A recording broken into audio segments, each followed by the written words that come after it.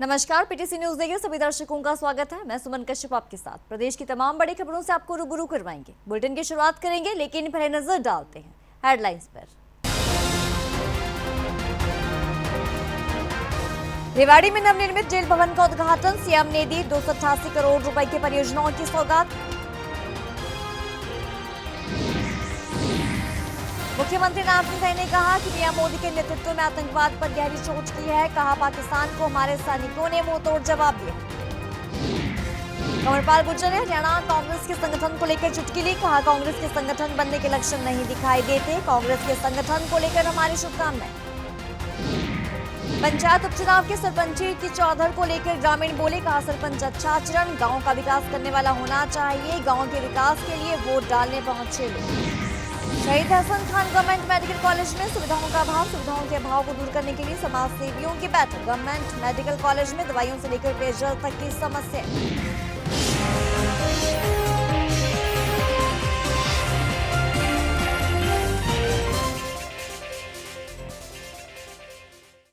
और अब खबर विस्तार से। मुख्यमंत्री नारायण सिंह सैनी ने रेवाड़ी जिले के फिदेरी गांव में 95 करोड़ रुपए की लागत से निर्मित अत्याधुनिक जेल परिसर का उद्घाटन किया। लगभग 50 एकड़ में फैले इस जेल में 1000 कैदियों को रखने की क्षमता है, जो रेवाड़ी की पुरानी 65 कैदियों की छोटी जेल की कमी को दूर करेगी। तो मुख्यमंत्री नारायण सिंह सैनी ने कहा कि ये जेल न केवल सजा का केंद्र होगी, बल्कि कैदियों के सुधार और पुनर्वास का भी माध्यम बनेगी। उन्होंने हरियाणा में जेल सुधारों और प्रशिक्षण के लिए करनाल में स्थापित अत्याधुनिक जेल प्रशिक्षण अकादमी का भी जिक्र किया। जब आज हमने 288 करोड़ रुपए के विकास कार्यों के उद्घाटन और शिलान्यास किए हैं, मैं बताना चाहता हूं, नरेंद्र मोदी जी के नेतृत्व में ये 11 साल गौरवशाली पूरे किए हैं। और मुझे खुशी है, नरेंद्र मोदी जी पहले चुनाव 2014 से पहले इसी वीर भूमि के ऊपर, जहां ये सैनिकों की भूमि है और सैनिकों के लिए एक योजना की उन्होंने आह्वान किया था कि हम जब आएंगे 1 रैंक 1 पेंशन को लागू करने का काम करेंगे।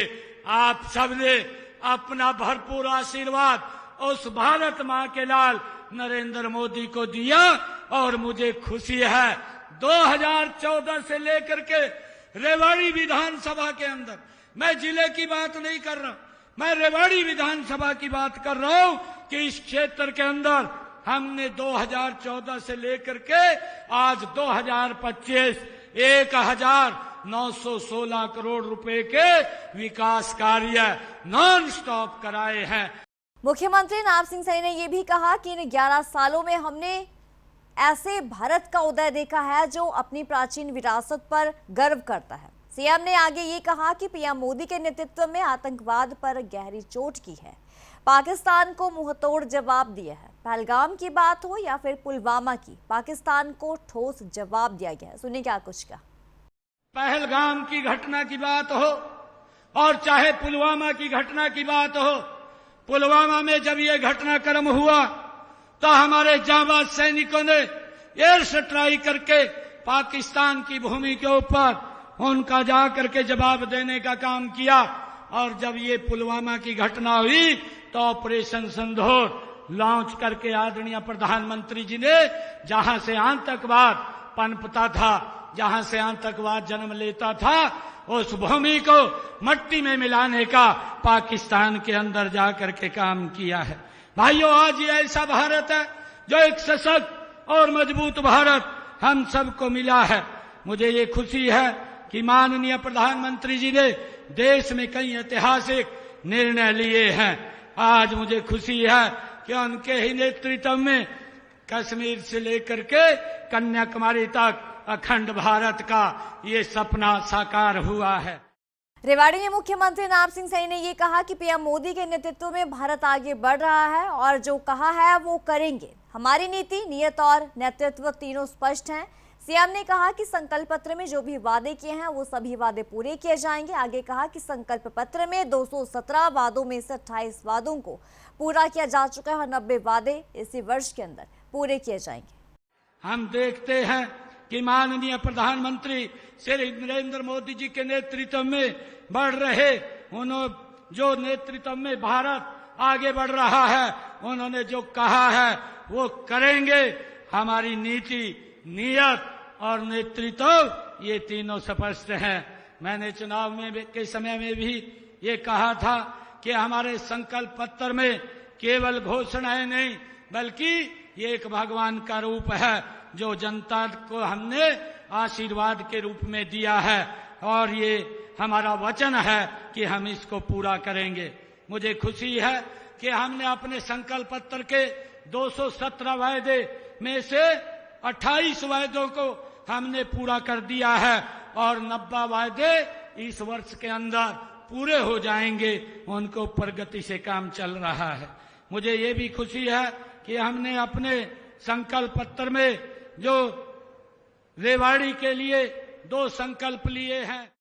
हरियाणा की पूर्व कैबिनेट मंत्री कंवरपाल गुर्जर ने हरियाणा में कांग्रेस के संगठन को लेकर चुटकी ली है। पूर्व कैबिनेट मंत्री कंवरपाल गुर्जर ने ये कहा कि हम चाहते हैं कांग्रेस का संगठन बने, लेकिन ऐसे लक्षण दिखाई नहीं देते क्योंकि कांग्रेस में एक पार्टी के अंदर ही 5 पार्टियां हैं। एक नेता दूसरे को पसंद नहीं करता तो नेता इसके प्रति वफादार है, वो दूसरे के पास नहीं जाता। ऐसे में कांग्रेस कैसे संगठन बना पाएगी? उन्होंने कांग्रेस पर कटाक्ष करते हुए कहा कि हमारी शुभकामनाएं कांग्रेस के संगठन को लेकर हैं, लेकिन कांग्रेस का संगठन बनते दिखाई नहीं दे रहा। बहुत बहुत शुभकामनाएं हैं। संगठन तो सभी पार्टियों का अच्छा होना चाहिए, लेकिन लक्षण नहीं है ना। पिछले 5 साल से इसी काम पे लग रहे हैं। अब पार्टी के अंदर ही 5 पार्टियां हैं। अब एक पार्टी का व्यक्ति दूसरी के पास जितना, दूसरे के पास जितना, जो एक लीडर के प्रति जिसकी वफादारी है वो कांग्रेस के ही दूसरे लीडर के पास जितना, दूसरा तीसरे के पास जितना, तीसरा चौथे के पास जितना। तो ऐसे में कोई दिखाई नहीं दे रहा कि संगठन बनेगा और पूरे देश में कांग्रेस की हालत ऐसी है। लेकिन हमारी शुभकामनाएं हैं, बन जाए अच्छी बात नहीं। देखिए, सारी कृपा राहुल गांधी की तो है पूरे देश में, तो राहुल गांधी जी ठीक काम कर रहे हैं सारे देश में, उन्हीं की कृपा है। कोई संगठन की ऐसी बात नहीं, लेकिन बन जाए तो अच्छी बात है। वक्त तो चला छोटे से ब्रेक का, मिलते हैं ब्रेक के बाद।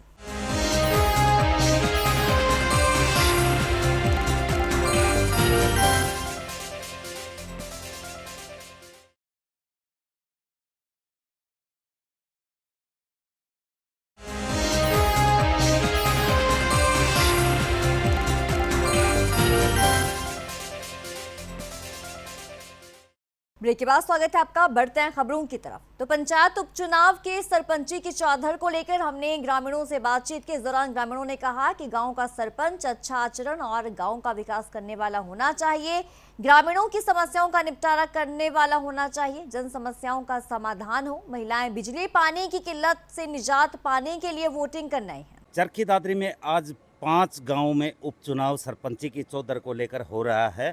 आज सुबह से ही जैसे ही यहाँ पर जो मतदान शुरू हुआ, 8 बजे मतदान शुरू हुआ, कड़ी सुरक्षा के बीच में यहाँ पर जो मतदान करने वाले हैं उनकी लगातार भीड़ आप देख सकते हैं मेरे पीछे। खासकर यहाँ पर युवाओं में खासा जोश है अपने गांव की चौधर को लेकर, सरपंची को लेकर। ये जो कुछ ग्रामीण हैं उनसे बातचीत करते हैं। कैसा आपका सरपंच होना चाहिए जी? सरपंच ईमानदार और काम करवाने वाला कर्मठ हो, सारी सुविधा देगा हमें, इसी बहुत सरपंच है।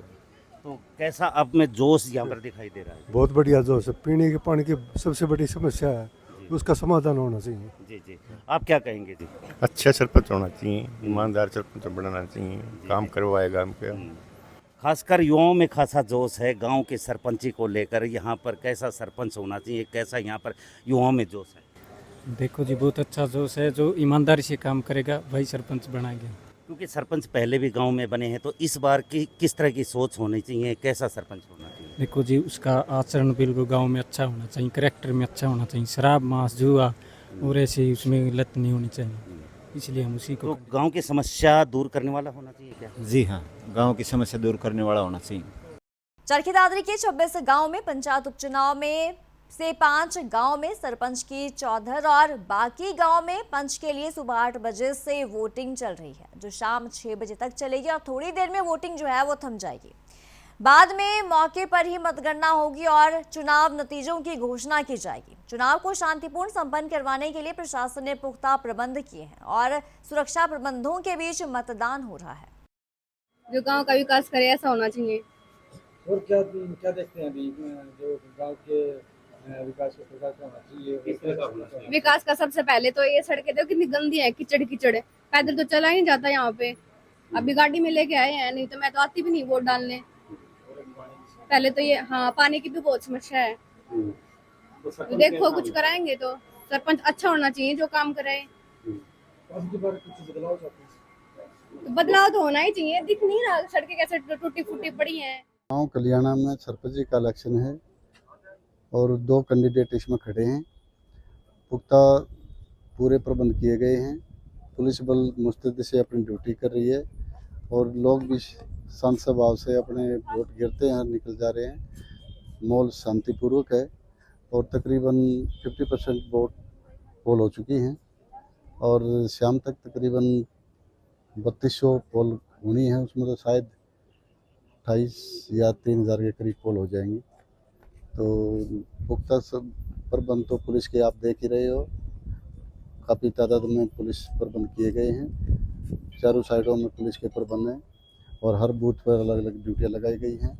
ऊपर से हमारे जो चेकिंग अफसर हैं वो बार बार आ रहे हैं और अलग अलग पोलिंग पार्टी हैं जो बार बार गश्त करती हैं और मैं SHO जोजुकला जो इसकी पूरी देख रेख कर रहा हूँ। खबरों का सिलसिला जारी रहेगा, लेकिन एक छोटे से ब्रेक के बाद।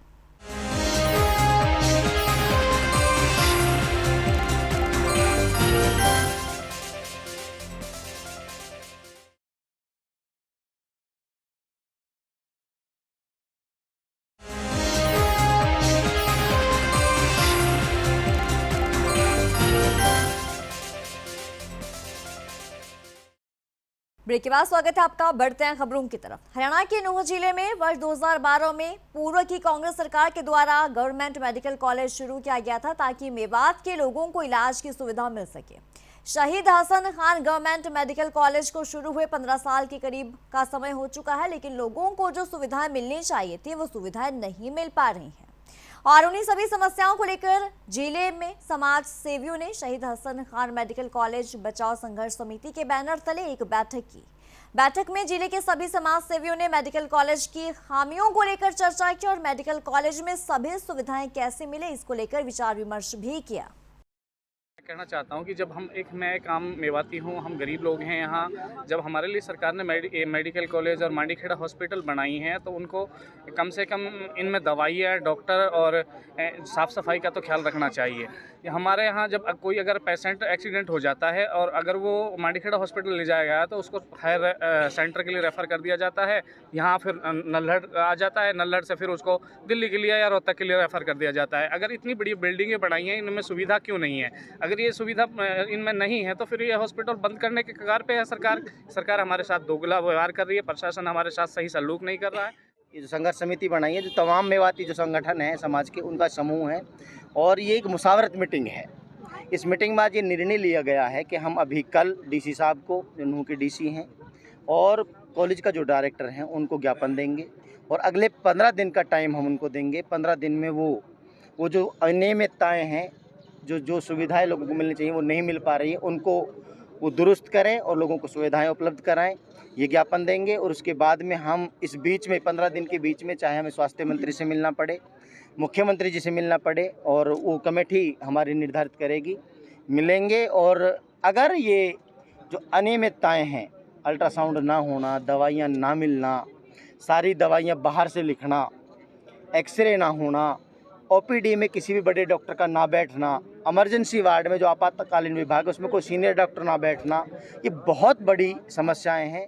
गांव ठोठवाल में दिल दहला देने वाला मामला सामने है, जहां बेटे ने ही अपने पिता की हत्या करवा दी। जी हां, हत्या के लिए आरोपी बेटे ने अपने ही दोस्त को 5 लाख रुपए की सुपारी भी दी थी। पुलिस ने वारदात का खुलासा करते हुए दोनों आरोपियों को गिरफ्तार कर लिया है। 11 जून को ठोठवाल गांव के खेतों में एक व्यक्ति का शव बरामद हुआ था, जिसकी पहचान गांव के ही निवासी बीर सिंह के रूप में हुई थी। मृतक के बेटे रवि की शिकायत पर पुलिस ने मामला दर्ज किया था। शव की हालत देख शुरू में यह आशंका जताई जा रही थी कि किसी जंगली जानवर के हमले से मौत हुई है, लेकिन पोस्टमार्टम में चौंकाने वाले खुलासे हुए। बीर सिंह की गर्दन पर चाकू से 4 से 5 वार किए गए थे, जिससे उनकी मौके पर ही मौत हो गई थी। कि पुलिस के पास एक कंप्लेंट आई जिसमें एक रवि कुमार ठोठवाल और उसकी मदर ने कंप्लेंट दी कि उसके फादर बीर सिंह है जो आज पूरा दिन से घर पर नहीं आए और वो कहीं पर चले गए हैं, तो उनकी तलाश की जाए। उसके लिए फिर अगले 15 मिनट के बाद ही सेम डे रवि के द्वारा हम लोगों को सूचना मिलती है कि उसके फादर साहब की डेड बॉडी है जो उन्हीं के खेतों में मिलती है, जिस पर पुलिस ने इमीडिएटली एक्शन करते हुए हमारी जो पुलिस है थाना रामपुरा SHO मौके पर जाते हैं और वहाँ पर डेड बॉडी हम लोगों को मिलती है, जो काफ़ी मात्रा में खून उस डेड बॉडी पर लगा हुआ था। और जब घर वालों से पूछताछ की तो इन्होंने एक संदेह जताया कि वहाँ पर जो जानवर हैं वो ज़्यादा आते हैं, आवारा जानवर जो होते हैं, इनको शक है कि किसी जानवर द्वारा ये काम किया हुआ है। उसको प्रायोरिटी देते हुए हम लोगों ने गैर वक्त होने के कारण डेड बॉडी को मोर्चे में रखवा दिया था। लेकिन जब सुबह हम लोगों ने पोस्टमार्टम करवाया बॉडी का, तो उस पर चाकू से और तेज़ धार हथियार से काफ़ी वार करने हम लोगों को पाए गए, जिस पर हमारी पुलिस ने तुरंत प्रभाव से एक्शन लेते हुए। इस बुलेटिन में इतना ही। खबरों की ज़्यादा अपडेट्स के लिए आप बने रहिए हमारे साथ।